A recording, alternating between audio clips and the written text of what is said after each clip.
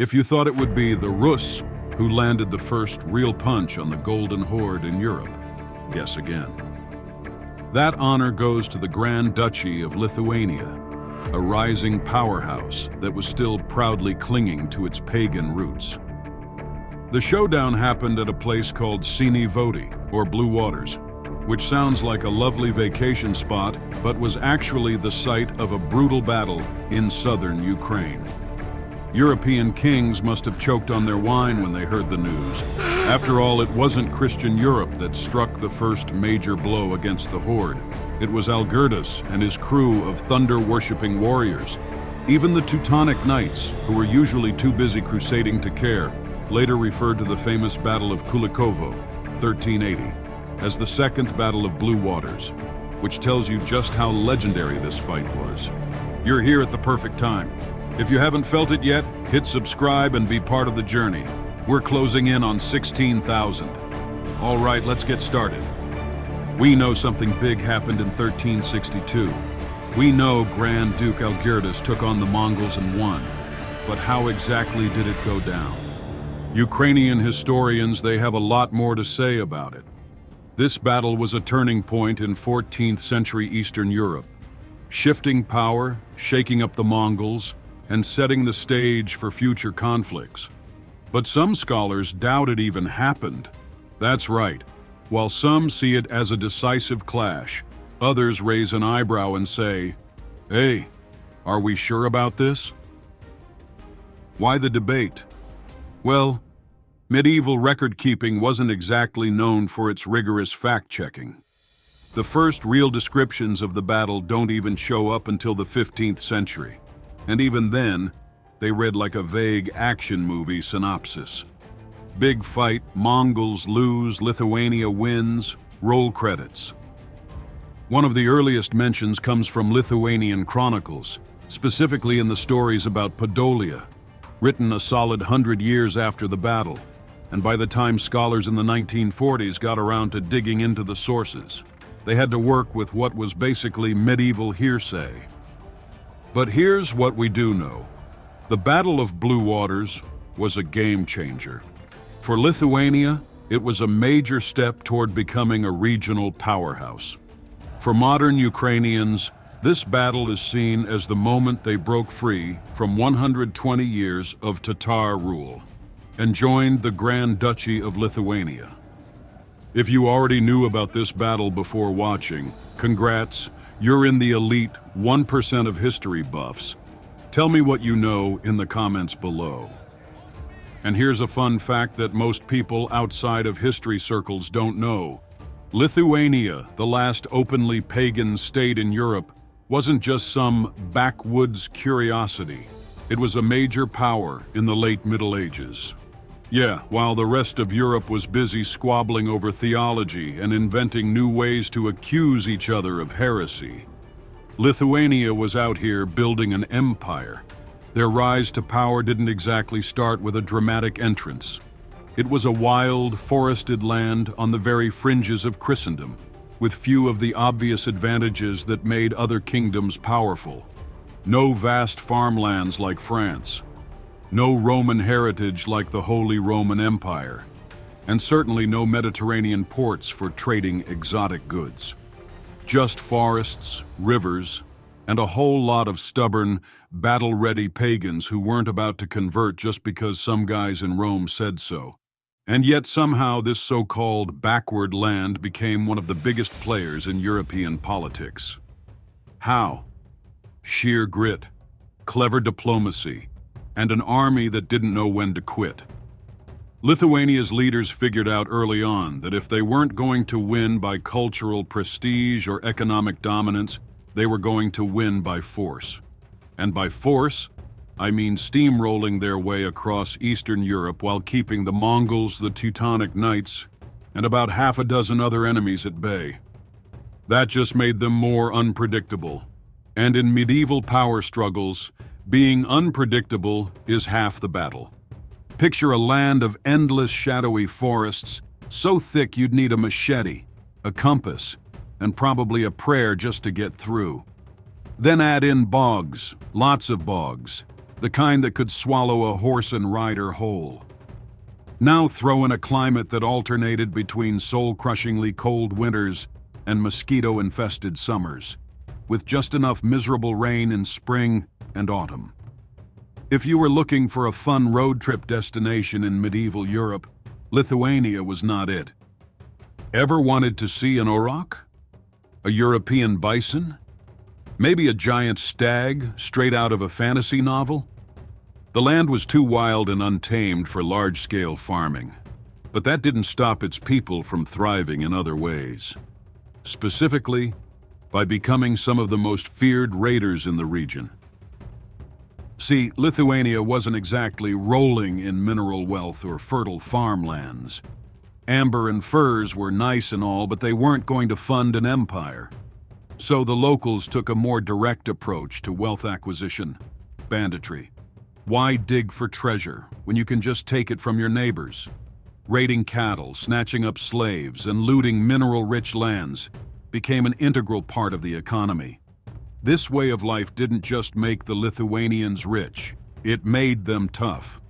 Constant raiding forged a warrior society that would eventually turn Lithuania from an overlooked frontier land into a dominant medieval powerhouse.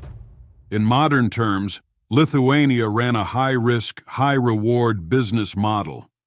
And let's just say their customer service didn't get great reviews from the neighbors. And good thing too, because Lithuania's location was not doing it any favors. Imagine trying to live in a house where one neighbor is an unpredictable warlord, another is a rising empire, and the rest are religious fanatics who think you shouldn't exist. That's basically Lithuania's situation in the Middle Ages. To the east, you had the Rus principalities, already in a bad mood after getting steamrolled by the Mongols, who were still very much in charge and not known for their gentle diplomacy. To the south, there was Poland, an up-and-coming power that could either be a useful ally or a dangerous rival. But the real nightmare? That was coming from the west and north, where the Teutonic Order and the Livonian Order, two branches of the same Germanic crusading machine, had set up shop. They weren't just your average group of monks with swords. These guys were full-time professional warriors with a holy mission: wipe out the last pagan stronghold in Europe. And wouldn't you know it, Lithuania was that stronghold. So for Lithuania, it wasn't just a matter of defending territory. It was about fighting for cultural survival against an enemy that literally thought they were doing God's work by invading. This meant Lithuania wasn't just fighting for its borders, it was fighting to stay on the map, period. And yet, against all odds, it didn't just survive, it actually expanded, playing its enemies against each other, and eventually forming a powerhouse that would make the Teutonic Knights very, very nervous. In 1323, with the once mighty kingdom of Galicia-Volhynia getting sliced up between Lithuania and Poland like a medieval real estate deal, Prince Gediminas of Lithuania saw an opening, one that led straight into the weakened southern Rus' principalities, particularly Kiev. By the late 13th century, Kiev had seen better days. The city that once stood as the heart of Kievan Rus' was basically living under Mongol management, a franchise of the once mighty Mongol Empire.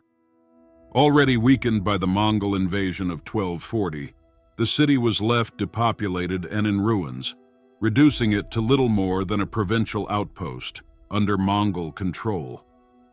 For over a century, they have been paying their dues, literally, to their overlords, the Golden Horde.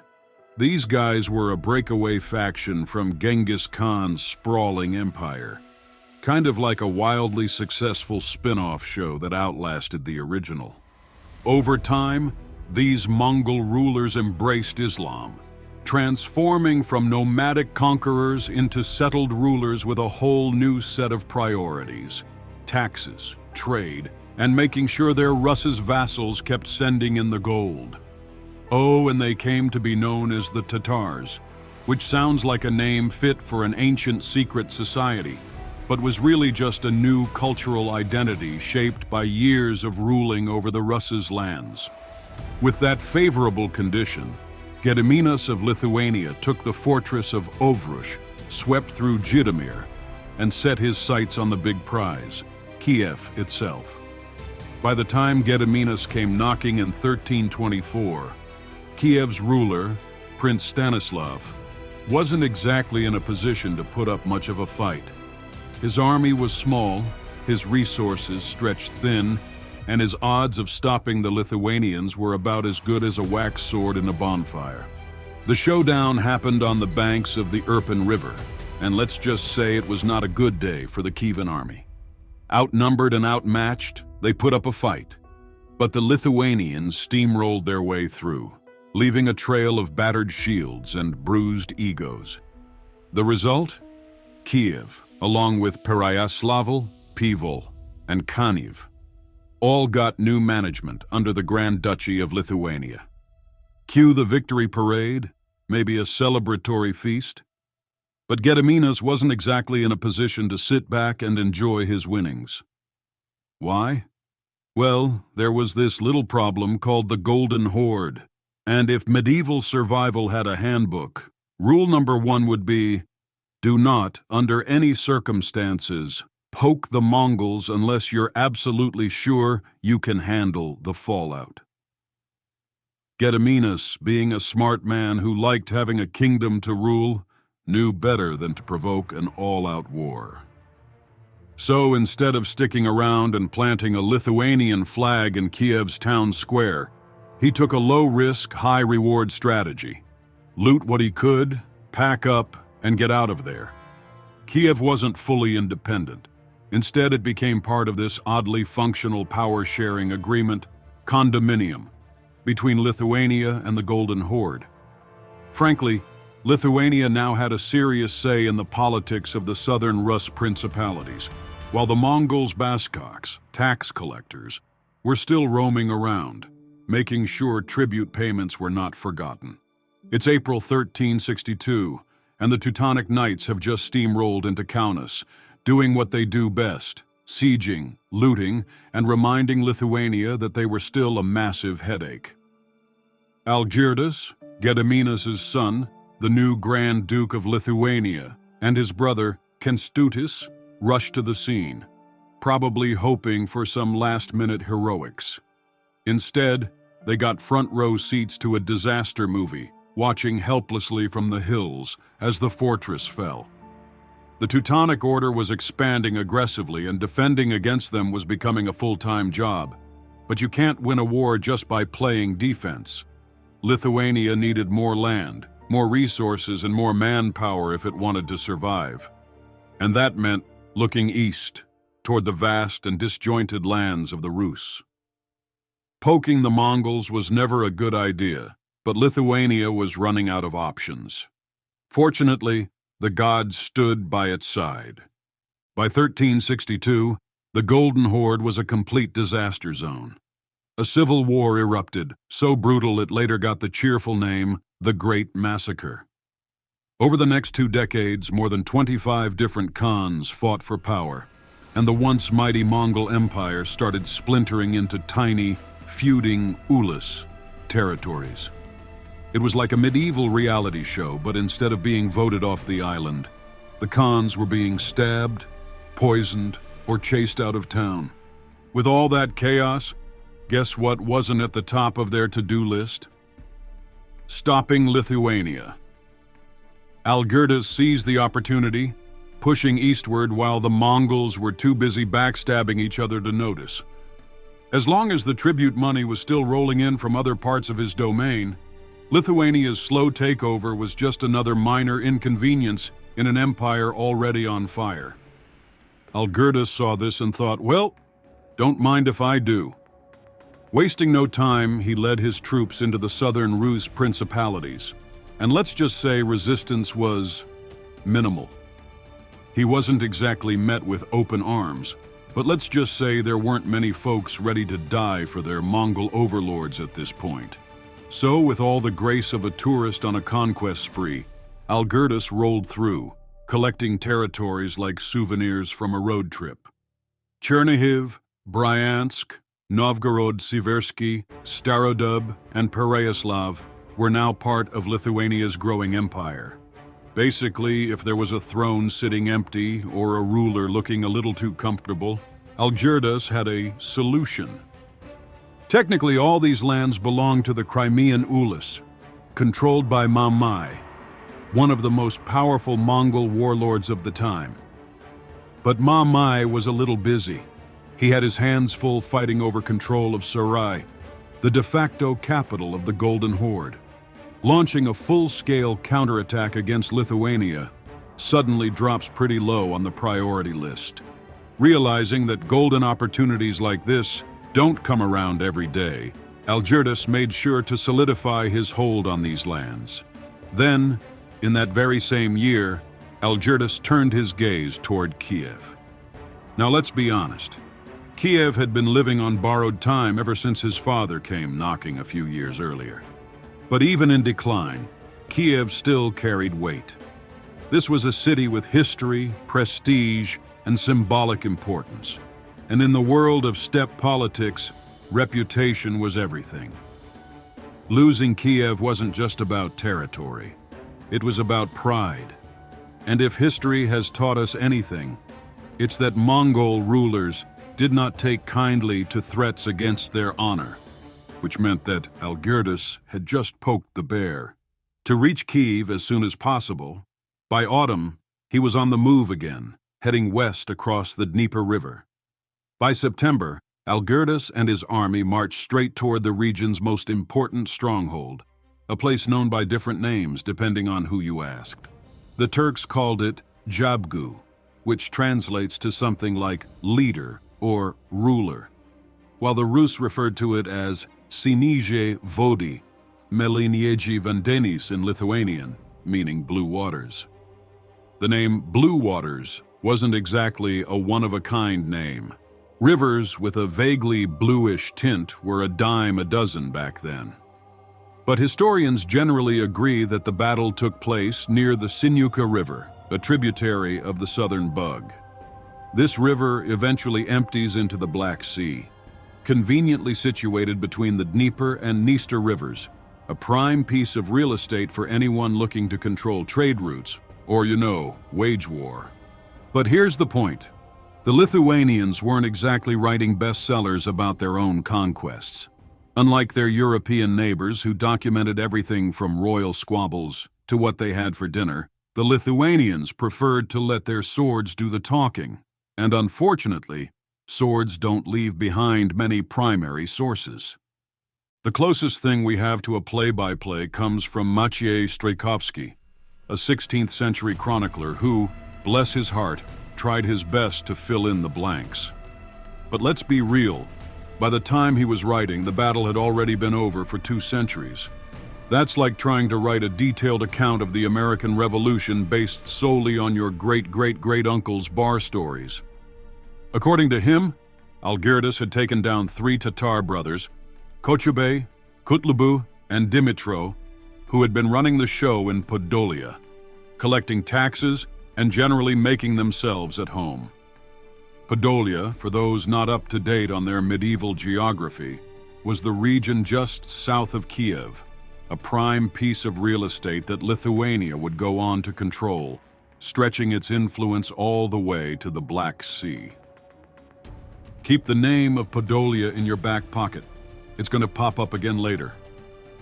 2 of those names, Kochubey and Kutlubu, are undeniably Tatar, but Dimitro, that one raises an eyebrow. Dimitro, or Dmitri, sounds a lot more like a Rus's ally or vassal, which tells us that this wasn't just a simple us versus them scenario. As for the actual battle itself, well, let's just say the sources aren't exactly giving us the blow-by-blow breakdown. On one side, 20 to 25,000 battle-hardened Lithuanian troops, led by Algirdas himself, probably feeling pretty confident after their winning streak. On the other, about 20,000 warriors from the Golden Horde, mostly light cavalry. Because Mamai, One of the Horde's big shots had taken the heavy cavalry on a different campaign, and you already know what it was. That left the Tatar force here fast and nimble, but lacking their brute force. By the 1360s, the Tatars weren't exactly the same turbocharged horse archer death machine that Genghis Khan had unleashed on the world a century earlier. But let's be clear, they were still plenty dangerous. By early December 1362, Algirdas and his Lithuanian warriors had rolled up to the banks of the river, ready for a scrap. The Horde's light cavalry lined up in two neat rows, looking sharp, nimble, and ready to do what steppe warriors did best: hit fast, retreat faster, and repeat until the enemy collapsed from exhaustion. Algirdas had superior numbers and, more importantly, a plan. Instead of charging in like an over-eager tournament knight, he divided his forces into 6 wings and deployed them in a semicircle. Some say it was a wedge, some say it was concave. At the center stood his infantry, shields locked and spears at the ready, forming a rock-solid defense. His cavalry lurked on the flanks, waiting for the right moment to swoop in and crush the enemy from the sides. The battle kicked off with the Tatar cavalry doing what they did best, firing arrows in a deadly rainstorm and staying just out of reach. They aimed for the Lithuanian flanks, hoping to soften them up before moving in. Problem was, Algirdas's men are locked in tight, shields up, and not in the mood for pincushion duty. The arrows rained down, but instead of causing panic, they mostly just annoy the infantry, who hunker down and hold their ground. Realizing their arrows weren't doing the trick, the Tatar cavalry had to rethink their approach. That's when Algirdas made his move. His own cavalry surged forward, spears glinting, swords swinging, and started carving through the Horde's vanguard. The Tatars, trained for quick skirmishes rather than drawn-out brawls, suddenly found themselves on the back foot. As Algirdas' men pressed forward, the Tatar commander, Kutlubu, had a sinking realization. He and his men were about one bad decision away from getting completely surrounded. If the Lithuanians fully closed in, his cavalry would be boxed in and cut to pieces. Desperate times call for desperate charges. With no other option, Kutlubu yelled for a full frontal attack. His horsemen dropped their bows, drew their sabers, and charged straight into the Lithuanian infantry, hoping to smash through before the shield wall could hold. The Lithuanian infantry locked shields and braced for impact. The Tatar cavalry thundered toward them, probably thinking, another glorious charge for the steppe. And then, wham! They smashed into the Lithuanian line like a medieval freight train hitting a brick wall. Trapped in close combat, where their agility counted for little, the steppe warriors were cut down one by one. Algirdas didn't just win, he made sure everyone knew he won. He handed out prime Podolian territory to his relatives, shut down those pesky Tatar tax collectors, and started fortifying cities, something that had been strictly off limits under the Golden Horde's rule. Basically, he flipped the whole region from a Tatar-controlled fiefdom into a Lithuanian stronghold. Now you'd think that after taking over a bunch of new territories, the Lithuanians would do what most conquerors did, force their language, culture, and religion on the locals. But nope, they embraced Orthodox Christianity and Byzantine traditions, letting their newly acquired subjects keep their faith, their alphabet, and even their local rulers. This policy was summed up in their famous saying, "We don't destroy the old, nor do we impose the new." No forced conversions, no burning of books, just a, "Hey, we own the land now, but you do you." And this, my friends, is why modern Ukrainian scholars joke that the Lithuanians were the most benevolent occupiers in their history. Instead of iron-fisted rule, they governed with what historians now call soft power. That's how Lithuania ended up being dubbed the Silk Empire. not because they traded silk, but because they ruled with a soft touch. Algirdas based his entire post-battle victory dance on one big assumption, that Mamai, the Golden Horde's power player, was going to lose his campaign against the Horde's capital. If Mamai lost, Algirdas figured, he'd be too weak to retaliate. Well, Mamai didn't lose. In fact, he won. And when he rolled back into Crimea, victorious and ready to relax, what did he find? Algirdas had helped himself to a nice chunk of southern Russia. That's like leaving for vacation and coming back to find someone's redecorated your house and changed the locks. Naturally, Mamai was not amused. He immediately started prepping for a comeback tour. Algirdas could have gone all in and doubled down for another fight.